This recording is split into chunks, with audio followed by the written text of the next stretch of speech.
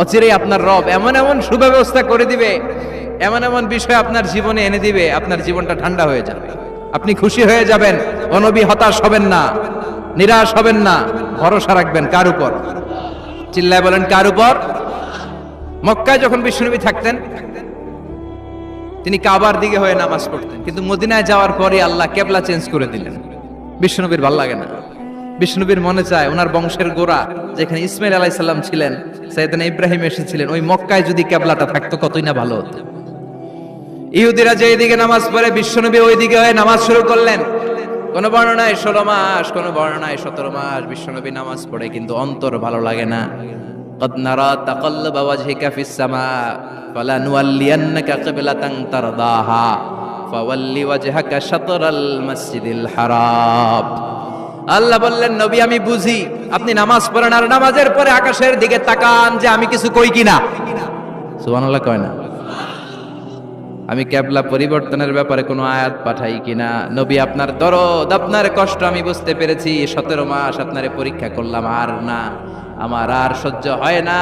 কালকে থেকে কাবার দিকে আপনার কেবলা পরিবর্তন করে নামাজ শুরু করে দেন গো নবী। ফাওয়াল্লি ওয়াজহাকা শাতরাল মসজিদিল হারাম, টু দ্য ডাইরেকশন অফ কিবলা। যেখানেই থাকেন না কেন, হাইসুমা কুনতুম ফাওয়াল্লু উজুহাকুম শাতরা, এখন থেকে যেখানেই থাকেন আর বাইতুল মুকাদ্দাসের দিকে নয়, কাবার দিকে মুখ ফিরিয়ে নামাজ পড়বেন। কবুল করে নিব কে? বলা সাউফা ইউতিকা রাব্বুকা, অচিরে আপনার রব আপনার এমন এমন জিনিস দিবে, আপনি খুশি হয়ে যাবেন। খুশির ঠেলায় আহা, আর দুঃখ থাকে না, একটার পর একটা দুঃখ, ঝঞ্ঝা, কষ্ট, বাধা আসতে থাকে, আর আল্লাহ সেইটাকে শান্তি আর ভালোবাসার সমীরণ বাতাসে পরিণত করে দেয়। চিল্লায় বলেন ঠিক কিনা? এরপরে মদিনাতে যে উম্মতের জন্য টেনশনের শেষ নাই। বসে বসে বিশ্বনবী ভাবে, আগের জামানার উম্মতেরা কেউ হায়াত পেয়েছে 500 বছর, কেউ পেয়েছে 1000 বছর, কেউ পেয়েছে 2000 বছর, আর আমার গুনাহগার উম্মতের অবস্থা বিশ্বনবী নিজেই বলেছেন, আমারু উম্মতি মা বাইনা 60 ইলা 70, আমার উম্মতের গড় বয়স হবে 60 থেকে 70 বছর।